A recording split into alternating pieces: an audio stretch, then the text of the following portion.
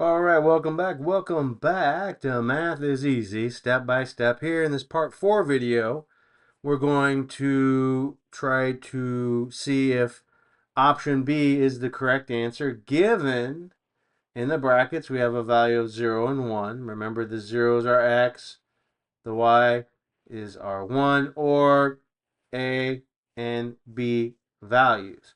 So I've organized my x and my y values here. I've highlighted them to help you out.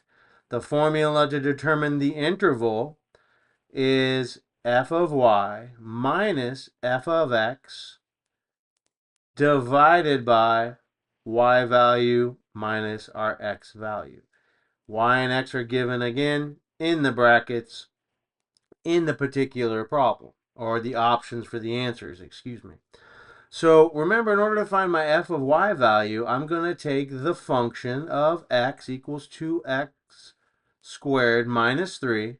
And everywhere you see x, you're going to substitute your y value. Here our y value is 1. So I'm going to substitute 1 everywhere I see x, and I'm going to simplify. All right. Same thing with f of x. In order to find f of x, I take the original function, and everywhere you see x, I'm going to substitute my x value of 0.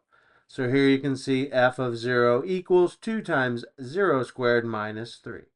And here I'm just reorganizing my y and my x values. Y is 1, x is 0, and I'll substitute them into the denominator in order to simplify this formula to determine, given my bracket x and y values, if the interval is -4. After substituting my x and y values into the formula, and I simplify correctly, if I get -4, then yes, this is the answer. If I do not get -4, then no, this is not the option that you want to choose. Now stick with me. Remember, in this last video, I'm going to go over options on how, like a cheat sheet, go over the options in order for you to determine how to guess this answer correctly, or at least have good odds in being able to answer this question correctly. So I'm going to take my f of y, just like in the formula, my f of y, which is 2 times 1 to the second power minus 3, I'm going to substitute it into the formula. Minus, minus. F of x, I see right here my f of x is 2 times the quantity of 0 squared minus 3. I'm going to substitute that into my formula. Divided by my y value, which is 1, minus my x value, which is 0. All right, now I'm just going to simplify these in order to determine the interval of this particular option, B, where x is 0 and y is 1. So 1 squared, in the order of operations, we do exponent. Well, we do parentheses first, but there's nothing inside the parentheses we can do. So then we move to exponents. 1 squared is 1 times 1. What is 2 times 1? It's 2. 2 minus 3 is a -1. Minus. So -1 minus 0 squared is 0. 2 times 0 is 0. Minus 3. So 0 minus 3 is just a -3. So we have here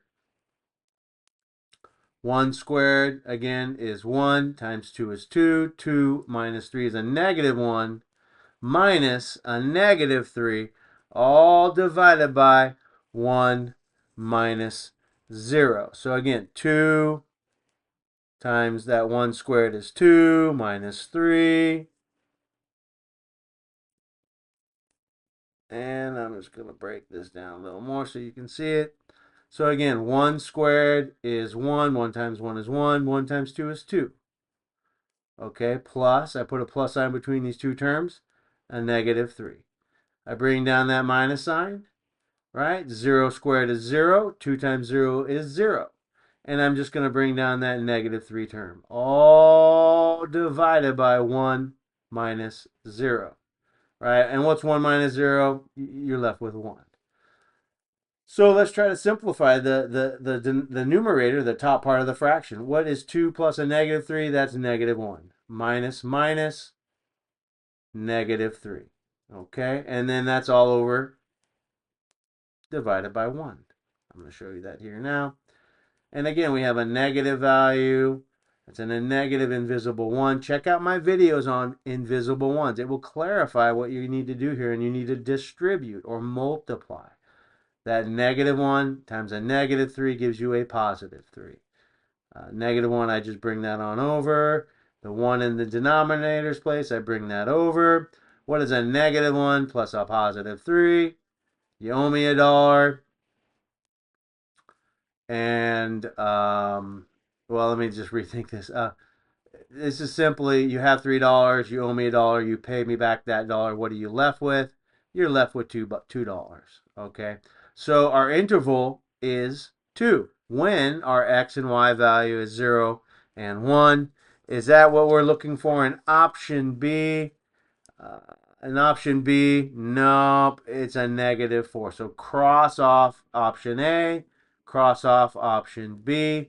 Please stick with me for part 5 video. I'll go over option C with you. I'm also going to show you how to answer and guess quickly, kind of like a cheat strategy when you're running out of time for this particular type of problem. Math is easy. Take it step by step.